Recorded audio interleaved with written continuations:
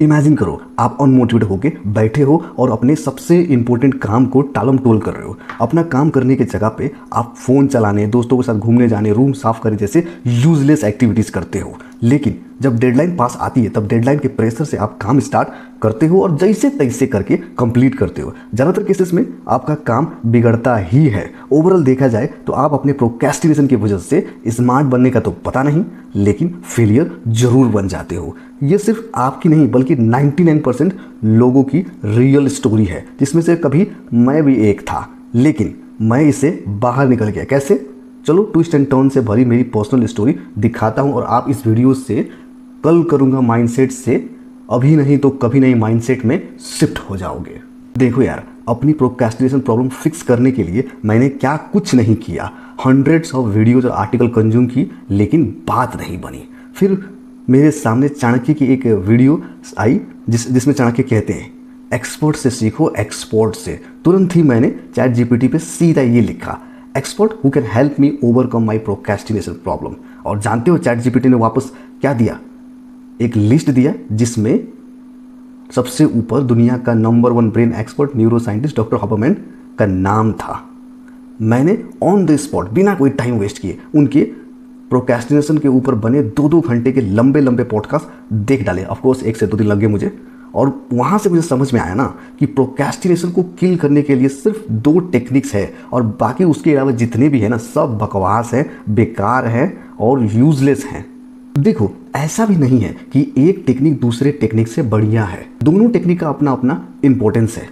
कुछ सिचुएशंस में एक टेक्निक काम आती है तो दूसरे में दूसरी आती है, लेकिन ये डिपेंड करता है कि प्रोक्रेस्टिनेशन का इंटेंसिटी क्या है, लो है या हाई है। न्यूरो साइंटिस्ट हॉपरमैन के हिसाब से पहली टेक्निक गोल ओरिएंटेड में अपने बड़े से टास्क का मिनिफाइड वर्जन करना होता है, और वही मिनिफाइड वर्जन आगे चल के आपको पूरी टास्क कंप्लीट करने की मोटिवेशन देगी, जिससे आप काम इजीली कंप्लीट कर जाओगे और वो भी डेडलाइन से पहले। क्यों? पल्ले नहीं पड़ी क्या? चलो मैं अपने एग्जाम्पल से ही समझाता हूँ। जब भी मैं खुद को प्रोक्रेस्टिनेट करते हुए पाता था ना, तो मैं खुद से सिर्फ ये बोलता था, मुझे मेरा काम सिर्फ 1 मिनट तक करना है और उसके बाद पक्का पक्का प्रॉमिस काम बंद कर दूंगा। अब जैसे मैं 1 मिनट के लिए बैठता हूँ, कब 1 घंटा चला जाता है मुझे पता ही नहीं लगता, और आगे यही 1 घंटा का काम मुझे पूरा काम कंप्लीट करने का मोटिवेशन देता है और मेरा प्रोक्रेस्टिनेशन 9-2-11 हो जाता है, यानी गायब हो जाता है। मैं आपको अपना ही एग्जाम्पल देता हूँ। मैं एक यूट्यूब स्क्रिप्ट राइटर हूँ US एंड UK क्लाइंट के लिए। तो कभी मुझे एक स्क्रिप्ट लिखने में 3 से 4 दिन लगते थे, अब इस टेक्निक से सिर्फ 1 से 2 दिन लगते हैं।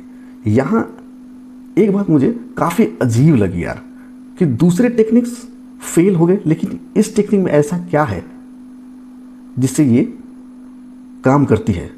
तब मुझे इसके पीछे का मज़ेदार न्यूरो साइंस समझ में आया। बात यह है कि जब भी बॉडी मूवमेंट होती है, चाहे वो सिर्फ 1 मिनट के लिए क्यों ना हो, तब दिमाग में मोटिवेशन हार्मोन डोपामिन रिलीज होती है और वही काम करने का मोटिवेशन देती है। मोटिवेट होके हम मूवमेंट करते हैं, जिससे फिर डोपामिन रिलीज होती है और ये कंटिन्यूस मूवमेंट और मोटिवेशन वाली साइकिल चलती जाती है सिर्फ 90 मिनट तक, और उसके 20 से 30 मिनट के ब्रेक के बाद फिर से ये साइकिल रिचार्ज हो जाती है।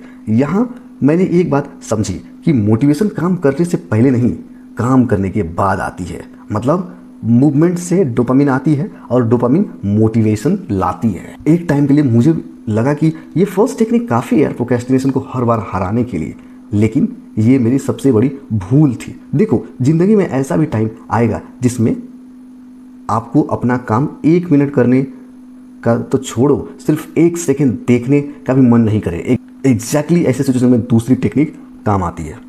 हॉपरमैन कहते हैं इस दूसरी टेक्निक में अपना काम नहीं करना, ना ही कोई दूसरा यूजलेस काम करना है तो सिर्फ ऐसा काम जो आपके प्रेजेंट काम से हार्ड हो। For example, ice cold water से नहाना, या क्विक वर्कआउट कर लेना, या कोई टफ पजल सॉल्व करना, या फिर 40 से 50 पुशअप्स मारना। इनमें से कोई एक हार्ड काम करने से प्रोक्रेस्टिनेशन दुम दबा के भाग जाएगा। आपको मैं अपने एग्जाम्पल से बताता हूँ। जब मैं प्रोक्रेस्टिनेट फील करता हूँ और मुझे अपने काम को 1 सेकेंड भी देखने को मन नहीं करता, तो मैं जनरली 25 से 30 पुशअप्स मार लेता हूँ, जो मेरे एक्चुअल काम स्टार्ट करने से भी हार्ड है। इसके बाद मुझे मेरा टास्क ईजी लगने लगता है और मैं उसे स्टार्ट करके डेडलाइन से पहले कंप्लीट कर देता हूँ। मैंने एक बात नोटिस की कि इस टेक्निक को मैं तभी अप्लाई कर पाया जब मैंने इसके पीछे का इंटरेस्टिंग वाई समझा, क्योंकि कहीं ना कहीं हमारा दिमाग वही काम लाइक करता है जिसे वो लॉजिकली समझता है। और आप भी वीडियो को लाइक कर सकते हो यार। दूसरी टेक्निक का न्यूरो साइंस कुछ ऐसा है, जैसे कोई हार्ड एक्टिविटी कर लेता है, उसमें 3 मेजर चेंजेस होते हैं। पहला, डोपामिन रिलीज। पॉडकास्ट से मैंने समझा कि डोपामिन सिर्फ फील गुड हार्मोन नहीं है, इसके अलावा डोपामिन एक मोटिवेशन हार्मोन भी है जो तभी रिलीज होती है जब कोई एफर्ट या बॉडी मूवमेंट होती है। डोपामिन रिलीज से आदमी मोटिवेटेड स्टेट में चला जाता है।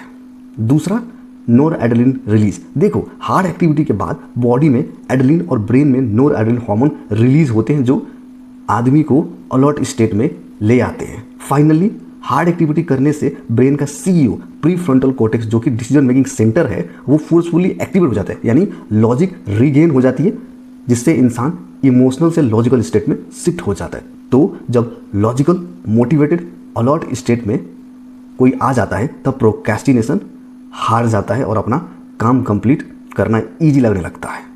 ओवरऑल मैंने अपने एक्सपीरियंस से ये समझा कि प्रोक्रेस्टिनेशन एक ऐसा दुश्मन है जो हमारी ज़िंदगी में हर दिन वापस आता है और उसे हर बार हराने के लिए अब हमारे पास 2 न्यूरो साइंस के पावरफुल हथियार है।